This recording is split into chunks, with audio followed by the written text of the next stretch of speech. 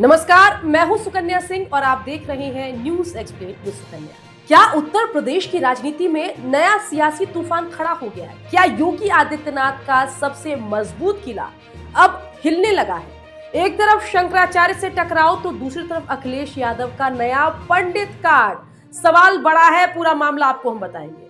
दरअसल अब ऐसा लग रहा है कि उत्तर प्रदेश में ब्राह्मण जो है वो योगी सरकार के लिए खतरे की घंटी, उनकी नाराजगी बन सकती है।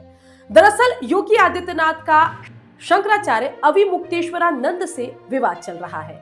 पूरा मामला जो है प्रयागराज के माघ मेले से शुरू हुई, जब अविमुक्तेश्वरानंद की पालकी रोकी गई और उनके साथ आए बटुकों के साथ पुलिस की धक्का मुक्की की तस्वीरें वायरल हुई और आरोप लगा कि उनकी शिखा तक खींची गई। जी हाँ, शिखा एक बेहद महत्वपूर्ण पार्ट होता है ब्राह्मणों की आस्था का। और इसके बाद मामला सिर्फ प्रशासन बनाम ब्राह्मण समाज या शंकराचार्य नहीं रहा, सीधे सम्मान और धार्मिक प्रतिष्ठा का ये मुद्दा बन गया। बता दें कि योगी आदित्यनाथ को टारगेट करने के लिए प्रदेश में ठाकुरवाद का आरोप योगी आदित्यनाथ पर विरोधी लगा है। अब शंकराचार्य पर एक एफआईआर भी हो गया है, जिसके बाद शंकराचार्य दिखाना चाहते हैं कि योगी सरकार उनके खिलाफ है। वहीं कांग्रेस के और समाजवादी पार्टी से जुड़े लोग ये दिखाना चाहते हैं कि जो भारतीय जनता पार्टी है वो ब्राह्मण विरोधी है।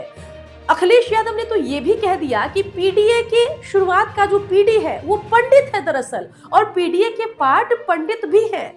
मामला इसलिए बड़ा हो गया है क्योंकि उत्तर प्रदेश में विधानसभा का चुनाव भी अगले साल होना है और ऐसे में जो ब्राह्मणों की आबादी उत्तर प्रदेश में है वो 10-12% के आसपास हो सकती है और ये ब्राह्मण वोट बैंक बीजेपी के पाले में माना जाता है। कई मौकों पर इन ब्राह्मणों ने मायावती के साथ भी आस्था दिखाई है। समाजवादी पार्टी की भी कोशिश रहती है कि ब्राह्मणों को अपने साथ जोड़ लिया जाए। अब योगी आदित्यनाथ पर ठाकुरवाद और शंकराचार्य को टारगेट करने के इशू को मुद्दा बनाकर ब्राह्मण वोट बैंक को अखिलेश यादव अपनी तरफ करना चाहते हैं और ब्राह्मणों और बीजेपी की इस आपदा को मोदी स्टाइल में अखिलेश यादव अवसर में बदलना चाहते हैं। और इन सब के बीच योगी आदित्यनाथ के लिए मुश्किल यहाँ पर 2024 का लोकसभा चुनाव का परिणाम भी रहा, जहां राजनीतिक विश्लेषकों को चौंकाते हुए कई सीटों पर योगी आदित्यनाथ की भारतीय जनता पार्टी की हार हुई। उनमें से अयोध्या या यूं कहे कि जो फैजाबाद की सीट है वहां पर भी बीजेपी का हार जाना कोई पचा नहीं पाया। साथ ही नरेंद्र मोदी की जो संसदीय सीट है उस पर भी कम अंतर से मोदी का जीतना भी कई सवाल खड़े कर गया। योगी आदित्यनाथ के लिए समस्या ये है कि एक तरफ तो पार्टी में उनकी राष्ट्रीय छवि चाहते हैं उनके समर्थक की मजबूत हो, दूसरी तरफ क्षेत्र में कुछ न कुछ विवाद उनके साथ जुड़ा रहता है।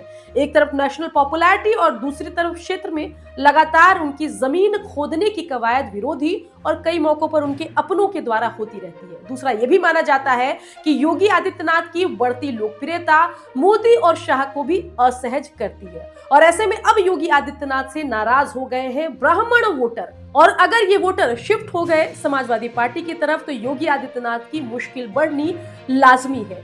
यहाँ पर कांग्रेस नेताओं के बयानात में सुन रही थी, उनका कहना था कि बीजेपी को तो राम रहीम और आसाराम बापू जैसे बाबा ही पसंद आते हैं जिन पर कई गंभीर आरोप साबित हो चुके हैं। ऐसे बाबाओं को बीजेपी जो है पेरोल देती है। वही शंकराचार्य अविमुक्तेश्वरानंद जैसे लोगों को टारगेट करती है, तंग करती है, उनके सम्मान का ध्यान नहीं करती है।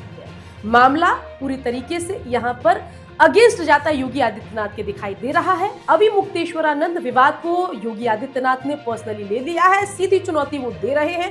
कभी अविमुक्तेश्वरानंद पर गलत मामले में एफआईआर होता है तो कभी योगी आदित्यनाथ उनके शंकराचार्य होने पर भी सवाल उठा देते हैं। वैसे बता दें कि अविमुक्तेश्वरानंद के शंकराचार्य होने पर भी एक लंबी चौड़ी कंट्रोवर्सी है, पूरा मामला जो है वो फंसा हुआ है। वही अविमुक्तेश्वरानंद की अगर हम बात करें तो उनकी राजनीति हमेशा से भारतीय जनता पार्टी के विरोध की रही है। अब उनके निशाने पर योगी आदित्यनाथ है और उनको साथ मिल रहा है कांग्रेस और समाजवादी पार्टी के बड़े नेताओं का।